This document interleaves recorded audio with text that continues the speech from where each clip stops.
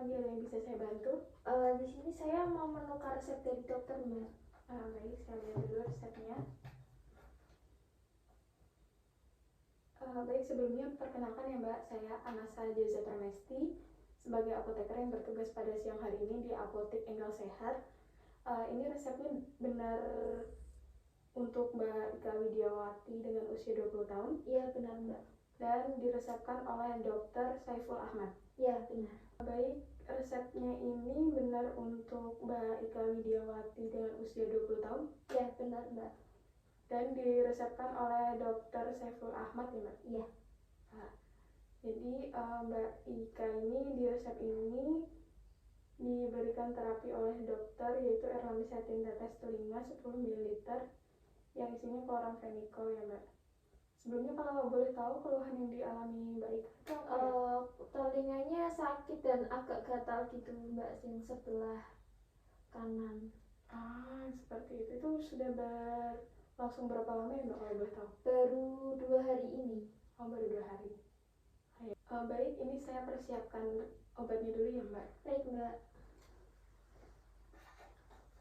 Baik, dari Mbak Ika ini obatnya tetes telinga erlamisatin 10 ml, benar ya Mbak? Iya. Kemudian dari dokter apakah sudah dijelaskan terkait informasi maupun penggunaan dari obat ini Mbak? Belum, cuma dibilangin itu buat obat gatalnya aja gitu. Baik.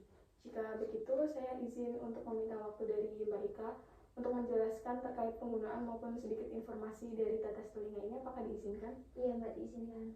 Oke, baik. Yang pertama-tama itu pastikan Mbak Ika telah mencuci tangan dengan bersih. Kemudian bersihkan area telinga yang sakit menggunakan kapas yang diberi air hangat sedikit, dibasahi air hangat sedikit. Kemudian setelah dibersihkan, tunggu sampai area telinganya ini kering. Nah, setelah itu diambil tetes telinganya.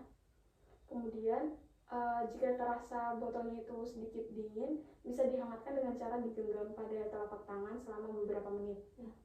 Kemudian tetes telinganya dibuka dan posisikan kepala dengan bagian telinga yang sakit itu di atas. Di kepala dimiringkan dengan posisi bagian telinga yang sakit di atas. Kemudian setelah itu bisa diteteskan sebanyak 2 kali tetes. Namun untuk mempermudah tetes telinga ini masuk, bagian daun telinganya agak ditarik pada posisi belakang dan ke bawah. Kemudian teteskan 2 kali tetes. Nah, setelah itu diusahakan posisi kepalanya masih dalam keadaan miring. Nah, untuk membantu jalan masuknya tetes telinga ini sampai ke dasar telinga, bisa dilakukan dengan cara memutar pelan bagian daging kecil yang ada di depan lubang telinga Mbak, yang bisa diputar-putar gini. Nah, kemudian jika dirasa sudah cukup lama, sudah bisa dikembalikan posisi kepalanya. Terus kemudian saran saya untuk penggunaan sendiri itu Mbak Ika bisa melakukannya di depan cermin. Namun bisa juga meminta tolong kepada orang lain, misal kakak atau ibu atau siapa. Kemudian setelah ditutup kembali tetes telinganya ini, bisa disimpan, cuci tangan kembali dengan menggunakan sabun. Kemudian obat tetes telinga ini bisa disimpan pada suhu ruang dan jauhkan dari jangkauan anak-anak. Namun informasi tambahan, pada ketika meneteskan telinga itu diusahakan bagian ujung tetesnya itu jangan sampai menyentuh telinga ya Mbak. Nah, baik, dari Mbak Ika mungkin sudah paham? Sudah. Jika sudah paham, apa boleh saya meminta Mbak Ika untuk mempraktikannya kembali untuk jadi yang pertama kan saya cuci tangan terlebih dahulu sampai bersih.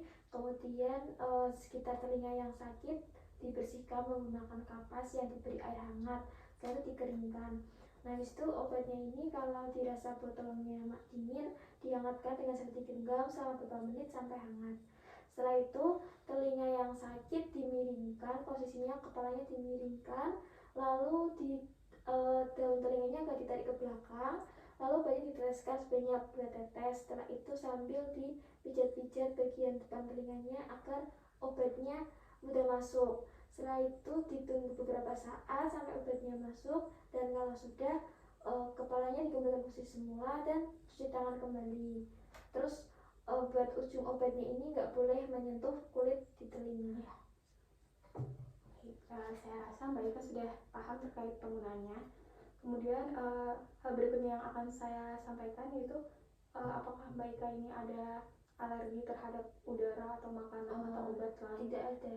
Baik, jika tidak ada, mungkin yang saya sampaikan hanya efek samping dari obat tetes telinga ini. Jadi obat tetes telinga ini memungkinkan untuk menimbulkan efek samping berupa terasa gatal dan juga panas pada telinganya.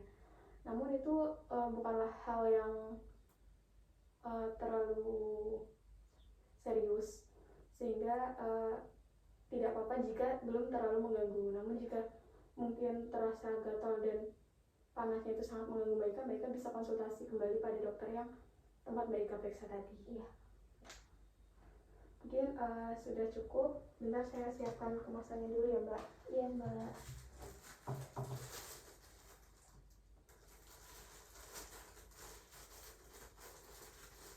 Ini obatnya saya serahkan kepada Mbak Ika. Kemudian dipastikan bahwa obat ini tidak digunakan lebih dari 4 minggu ya Mbak. Iya. Baik.